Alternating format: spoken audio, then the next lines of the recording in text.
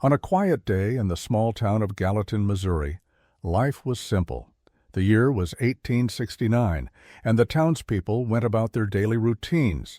The market bustled with vendors selling goods, children played in the streets, and neighbors greeted each other warmly as they passed by. It was an ordinary day, one that promised no surprises. At the center of town stood the Davis County Savings Association, a modest bank that served the local community. No one could have imagined that this calm would soon be shattered by two of the most infamous outlaws in American history. Two strangers arrived in the town that morning.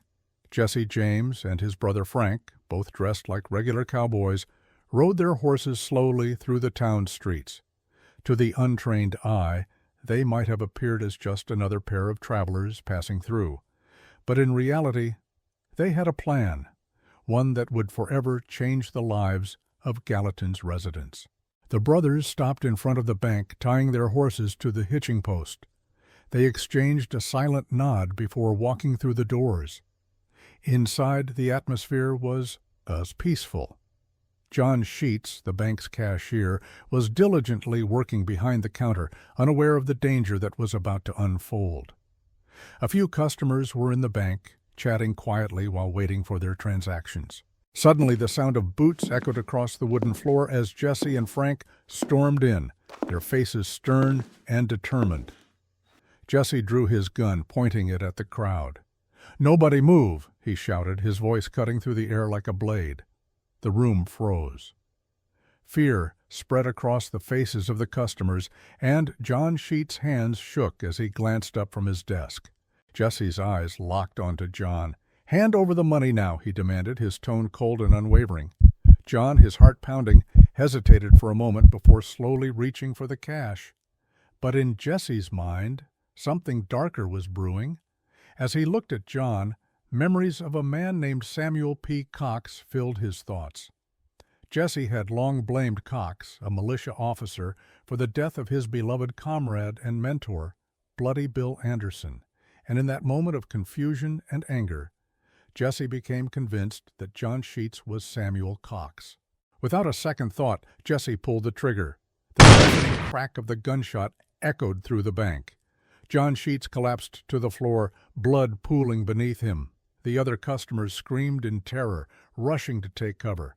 Frank grabbed Jesse's arm, his voice urgent. "We have to go now!" But Jesse stood there, momentarily frozen, staring at the lifeless body of John Sheets. He had made a grave mistake. This wasn't Samuel Cox. This was an innocent man. But there was no time for remorse. The sound of footsteps and voices outside signaled that townspeople had heard the gunshot. Jesse snapped back to reality, and the two brothers bolted for the door. They mounted their horses, spurred them into a gallop, and sped away from the scene. The once peaceful streets of Gallatin were now in chaos as people poured out of their homes trying to figure out what had just happened. The James brothers disappeared into the horizon, their horses kicking up a cloud of dust as they raced towards safety. News of the robbery and murder spread quickly, and it wasn't long before law enforcement organized a posse to chase down the outlaws. Jesse and Frank rode hard through the dense forests and rolling hills of Missouri, determined to evade capture. The lawmen followed closely behind, but the James brothers knew these lands better than anyone. The chase was intense, but ultimately, Jesse and Frank managed to slip away, hiding deep in the woods. As night fell, the two brothers found a secluded spot to set up camp. The crackling of the fire was the only sound that broke the silence. Jesse sat by the flames, his gun resting in his lap. His mind was racing. He hadn't intended to kill John Sheets, but it was too late to take it back. The weight of his actions pressed heavily on him, and he wondered if this was the life he truly wanted. In his heart, Jesse had always seen himself as a hero, someone who fought for justice. He had admired Bloody Bill Anderson, the feared Confederate guerrilla leader, and had sought to carry on his legacy. But now, staring into the fire, Jesse wasn't so sure. He had brought death and pain to a man who didn't deserve it, and though he had escaped the law for now, he knew that his name would forever be tainted. As dawn approached, the brothers packed up their camp and prepared to move again. Jesse was quiet, lost in thought. Frank watched him, but said nothing. knowing that his brother was grappling with something deep inside. They mounted their horses and rode off into the misty morning, the forest swallowing them whole. Back in Gallatin, the townspeople were still reeling from the events of the day before. Newspapers across the region picked up the story, splashing Jesse James's name across their front pages. "Jesse James, the outlaw of Gallatin," read the headlines. What had begun as a simple bank robbery had turned into a tale of murder and mystery, and Jesse James's legend was only just beginning. Jesse and Frank gasped as they escaped from the recent robbery, hiding in the forests of Missouri. Although this place offered them refuge, the anxiety in their hearts was inescapable. The choices of the past loomed over them like a shadow, especially the violent incident that weighed heavily on their minds.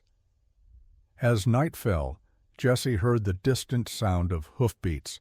Feeling uneasy, he turned to Frank. "They'll come after us."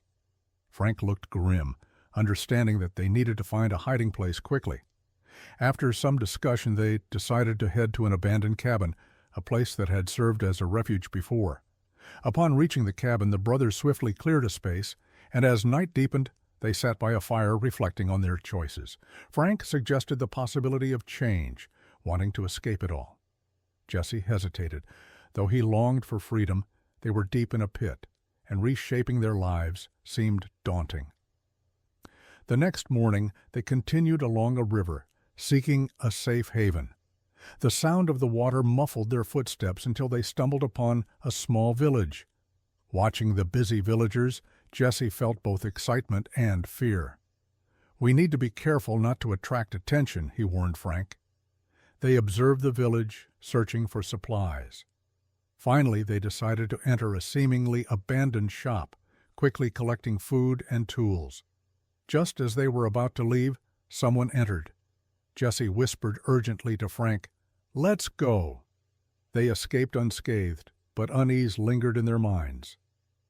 In the days that followed, they lived in the forest, adapting to life in the wilderness while trying to avoid human contact. Despite the harsh conditions, their friendship deepened. At night, they sat around the campfire, sharing dreams of the future. "Maybe we should find a place to start anew," Frank suggested. Jesse nodded, a flicker of hope igniting in his heart. They needed to reconcile with their past to truly escape its shadow. However, the sound of hoofbeats shattered their calm once more. Jesse's heart sank. "They found us." They quickly packed up, preparing to run again. As footsteps approached, fear enveloped them once more. In the woods, they ran desperately, branches scratching their skin and thorns entangling their feet. Eventually, they found a safe spot and quietly waited in the dark, silently praying for a chance to start over. When morning arrived, they decided to move on, searching for a safer refuge. After countless struggles, Jesse's resolve strengthened. No matter what, they would escape their past and create a new future. Jesse and Frank James became some of the most notorious criminals of the Wild West. Though they escaped that day, the law would never stop chasing them. And as Jesse's fame grew, so did the stories of his violent deeds.